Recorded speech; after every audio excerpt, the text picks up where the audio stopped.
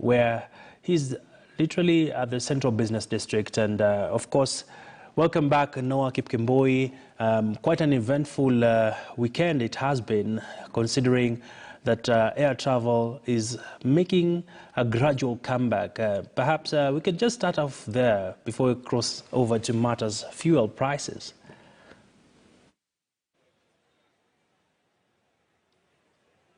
Yeah, definitely. Thank you very much, Abi.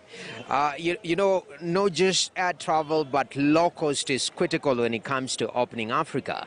We realize that on the continent of Africa, a lot of people actually don't fly. And one of the reasons, actually major reason, is cost. So how can you bring down cost? And we're seeing low cost carriers, the likes of Jumbo Jet and other low cost carriers, trying to reduce that cost and make people fly even more. I remember over the weekend, while I was just chilling at home, there was this meme going around. One of the low-cost carriers, actually, Abi, they had an offer for people to fly to Malindi just paying 748 Kenya shillings. And the tickets were sold off in a blink of an eye. So you ask what transformation that is having. Low-cost carriers, actually, that transforming the airspace when it comes to matters, you know, aviation on the continent. But let's come to the ground. We are talking about cars. Tomorrow, we are expecting fuel prices from the Energy and Petroleum Regulatory Authority to announce the new fuel prices. Question is, where are these prices going? And how will that impact the cost of living? Just earlier, actually last week, we saw the release of the economic survey by Treasury, and Ukuri Yatani, Cabinet Secretary, said that the cost of living, actually, inflation is going to go up, and reason being the cost of energy.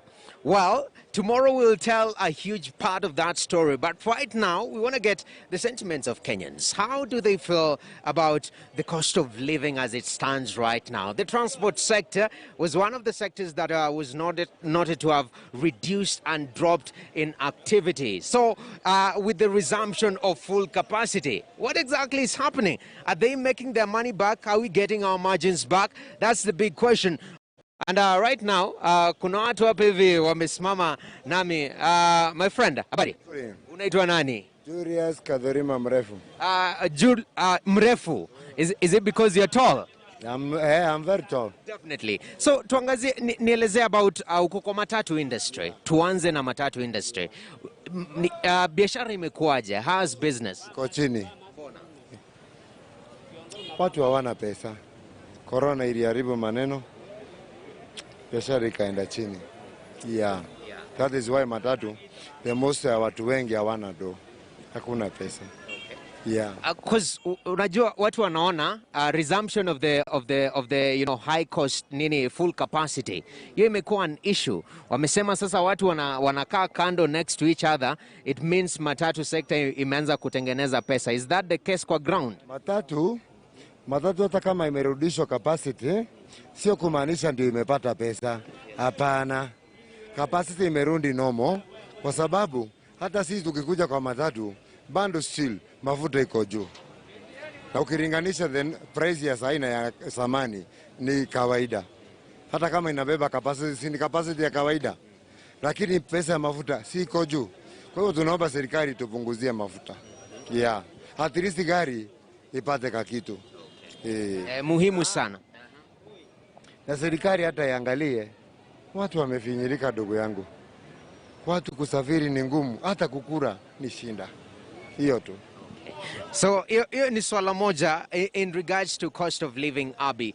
But also, this is the transport sector. I want to get a sentiment.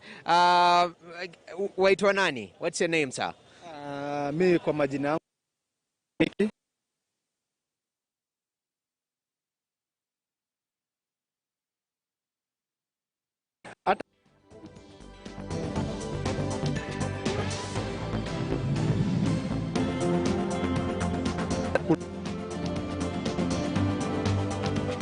All right, we seem to have lost Noah there briefly, but still staying with this matter. Well, today is just the eve of the price review for fuel prices across the country, and there have been indications that global oil prices are likely to remain averagely high, and this might have an impact on the cost of petroleum products back in the country, considering the cost of crude oil has been on the uptick for the last couple of months, even as pent-up demand continues to surge across different markets.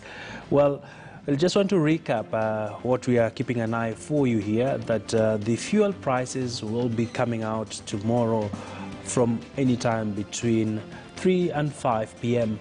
And we are just getting some quick perspectives from Wananchi on just what are the expectations, as well as how will they be able to handle the cost of living. Remember very well that in the recent economic survey, quite some interesting findings did come out that a number of Kenyans have had to contend with the high cost of living, considering these developments. And I understand we have reestablished our connection back with Noah. And Noah, if you can hear me, perhaps as you interact with the Kenyans on the streets, and their expectations are that the cost of petroleum products, are they expecting a jump? Are they expecting a drop? And in both scenarios, what is in it for them?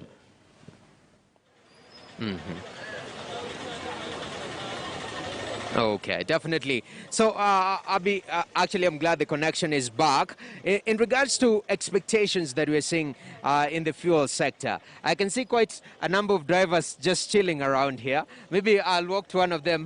Habari dereva? Unaitwa nani? Stephen Boro. I expect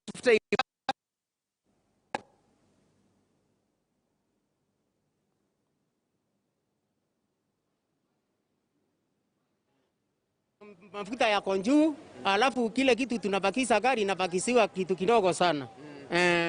Kwa sababu unajua Wakenya wengi, tusonge hapa mbele kidogo. Wakenya wengi wanaona kwamba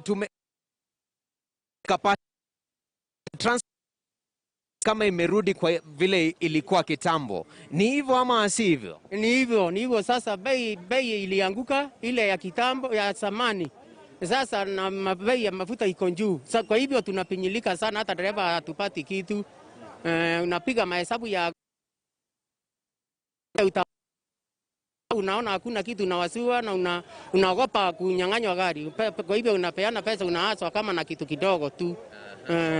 Nielezee fare, wewe unaenda ruti ya Maua? Mimi naenda Maua. Mimi naenda Maua. Kwenda mnachaja aje na imebadilika? Mbeleni wakati watu walikuwa saba, tulikuwa tunabeba na 2,200. Hesabu ilikuwa inakuja 8,800 na 400. Sasa na mafuta haikuwa juu hivi. Sasa bei imeanguka, imeenda mafuta yako juu, na bei ya abiria imeanguka sababu gari sasa inabeba capacity. Na kuenda Maua na kurudi gari inakunywa 2,800. Kwa hivyo mkondo moja yote ya kukuja ni mafuta, hii ingine ya kurudi ndio tunasea na gari na mwenye gari na my expenses. Sasa tuseme mafuta ipande kesho. Nyinyi kama wenye mko kwa industry, mtareact aje? Fare zitachange ama itakuwaje?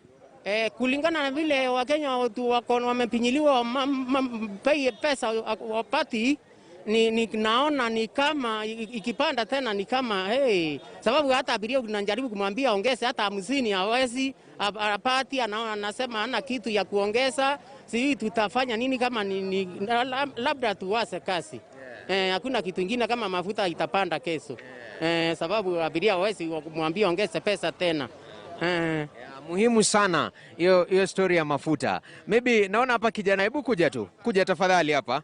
Una zako zina shine. Unaitwa nani? Mimi naitwa Jackson.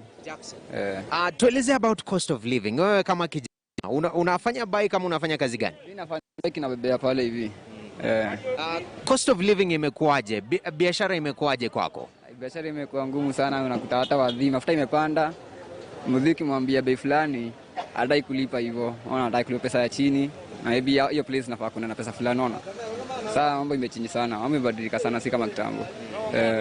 So una survive aje? Hata tueleze gari kufanya shopping ya mwezi na saizi imebadilika. Hebu tuelezee vile shopping inakupeleka. Mambo ya shopping sasa kwa nyumba Adam Inaitwa devolution, ya? ndio sasa Muhimu sana. muhimu sana. Lakini bei ya mafuta, tuseme kesho bei ya mafuta ibaki vile iko ama i-change kidogo. Wewe utareact aje? Bei kitambo, for example kama kitambo nilikuwa nakujanga naeka mafuta ya saa 3 na asubuhi. Na nitazunguka town yote na nikume pesa yangu na nipe pesa mwenye nduthi nipe pesa yake na mimi nibaki na ya. Sasa hii mafuta hata 200 ya 300 yenyewe unaweka asubuhi unaongeza nyingine mkifanya masaa nyingine, unaona? Na pesa hata una pesa uko pesa. Sasa unaona mafuta ikizapungua kidogo ni za kuwa afadhali. Asante sana. Yeah, so Abi, there you have it. Day-to-day activities for Kenyans. So we need movement. We need to move from one place to the other to make a living, and fuel prices are critical in that. So we wait for tomorrow in terms of fuel prices, and in case of any change, then we'll see the industry react. But remember, in the economic survey report, transport sector was one of the worst hit, and hopefully we are hoping that with the resumption of full capacity, there will be sort of recovery, but that is not happening as we speak. Over to you, Abi. All right, many thanks there, Noah Kipkemboi, keeping an eye for us on just what are the expectations of wananchi, even as the cost of fuel is set to be reviewed come tomorrow. A lot of expectations, and you can only keep it here on KT News, where you get the whole story.